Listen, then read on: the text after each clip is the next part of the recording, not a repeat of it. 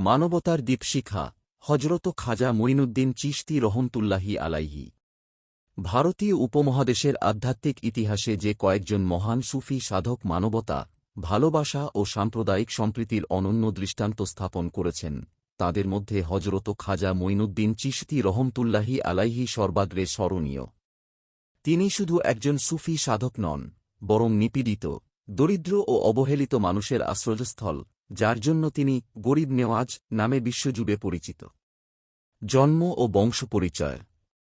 হজরত খাজা মঈনুদ্দিন হাসান চিশতি রহমতুল্লাহি আলাইহি আনুমানিক ১১৪১ খ্রিস্টাব্দে পারস্যের সিস্তান বা সিজিস্তান অঞ্চলে জন্মগ্রহণ করেন। তিনি মহানবী হজরত মুহাম্মদ সাল্লাল্লাহু আলাইহি ওয়াসাল্লাম এর বংশধর ছিলেন। তাঁর পিতা খাজা গিয়াসউদ্দিন হাসান রহমতুল্লাহি আলাইহি ছিলেন একজন পরহেজগার ও ধর্মভীরু মানুষ। শৈশবেই পিতামাতাকে হারিয়ে তিনি নিঃসঙ্গ হয়ে পড়েন। উত্তরাধিকার সূত্রে প্রাপ্ত জমিজমা ও সম্পদ তিনি দুস্থদের মাঝে দান করে দেন এবং আল্লাহর নৈকট্য লাভের পথে আত্মনিয়োগ করেন। এই ত্যাগ ও উদাসীনতাই ভবিষ্যতে তাঁকে একজন পূর্ণাঙ্গ সুফি সাধকে পরিণত করে। শিক্ষা ও আধ্যাত্মিক দীক্ষা। খাজা সাহেব কোরআন, হাদিস, ফিকহ ও তাসাউফে উচ্চশিক্ষা লাভ করেন। পরে তিনি বিখ্যাত সুফি দরবেশ হজরত খাজা উসমান হারুনি রহমতুল্লাহি আলাইহি এর শিষ্যত্ব গ্রহণ করেন। দীর্ঘ প্রায় ২০ বছর তিনি মুর্শিদের সান্নিধ্যে আত্মশুদ্ধি, সংযম ও আধ্যাত্মিক সাধনায় কাটান। এই সময়ে তাঁর চরিত্রে বিনয়, সহিষ্ণুতা ও মানবপ্রেম গভীরভাবে প্রথিত হয়। সফর ও ভারতবর্ষে আগমন। খাজা মঈনুদ্দিন চিশতি রহমতুল্লাহি আলাইহি জ্ঞান ও সাধনার খোঁজে বুখারা, সমরকন্দ, বাগদাদ, মক্কা ও মদিনাসহ বহু ইসলামী জ্ঞানকেন্দ্র ভ্রমণ করেন।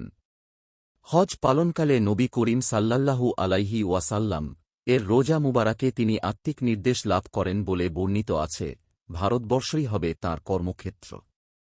এই নির্দেশ অনুসারে তিনি আনুমানিক ১১৯২ খ্রিস্টাব্দে ভারতবর্ষে আগমন করেন এবং রাজস্থানের আজমিরকে তাঁর দাওয়াত ও সাধনার কেন্দ্র হিসেবে বেছে নেন। দাওয়াত ও মানব সেবা। খাজা সাহেবের দাওয়াতের মূল ভিত্তি ছিল ভালোবাসা, সহানুভূতি ও মানব সেবা। তিনি কখনও বলপ্রয়োগ বা ভয় দেখিয়ে ইসলাম প্রচার করেননি, বরং তাঁর উদার আচরণ, সহিষ্ণু মনোভাব ও নিঃস্বার্থ সেবাই মানুষকে আকৃষ্ট করেছিল। তিনি বলতেন, ক্ষুধার্তকে খাদ্য দাও, দুঃখীকে সান্ত্বনা দাও, বিপন্নকে সাহায্য কর, এতেই আল্লাহর সন্তুষ্টি। এই মানবিক দর্শনের কারণেই হিন্দু মুসলিম নির্বিশেষে সকল সম্প্রদায়ের মানুষ তাঁর শরণাপন্ন হতো। চিশতিয়া তরিকা ও উত্তরাধিকার। খাজা মঈনুদ্দিন চিশতি রহমতুল্লাহি আলাইহি চিশতিয়া তরিকার অন্যতম প্রধান স্তম্ভ। তাঁর খলিফা ও উত্তরসূরিদের মধ্যে খাজা কুতুবুদ্দিন বখতিয়ার কাকি, বাবা ফরিদ উদ্দিন গঞ্জশকর ও হজরত নিজামুদ্দিন আউলিয়া রহমতুল্লাহি আলাইহি বিশেষভাবে উল্লেখযোগ্য। তাঁদের মাধ্যমে চিশতিয়া তরিকা সমগ্র উপমহাদেশে বিস্তৃত হয় এবং সুফিবাদের একটি শক্তিশালী ধারায় পরিণত হয়। ইন্তেকাল ও আজমির শরীফ। হজরত খাজা মঈনুদ্দিন চিশতি রহমতুল্লাহি আলাইহি ১২৩৬ খ্রিস্টাব্দে আজমির শরীফে ইন্তেকাল করেন। তাঁর মাজার আজও ধর্মবর্ণ নির্বিশেষে কোটি মানুষের আধ্যাত্মিক আশ্রয়স্থল। প্রতি বছর উরস শরীফে লক্ষ লক্ষ ভক্তের সমাগম হয়। উপসংহার। খাজা মঈনুদ্দিন চিশতি রহমতুল্লাহি আলাইহি ছিলেন এমন এক আলোকবর্তিকা, যাঁর জীবন থেকে শিক্ষা নেওয়া যায়, ধর্মের প্রকৃত সৌন্দর্য নিহিত আছে মানব সেবায়, ভালোবাসায় ও সহমর্মিতায়। আজকের বিভক্ত বিশ্বে তাঁর আদর্শ আরও বেশি প্রাসঙ্গিক, আরও বেশি প্রয়োজনীয়।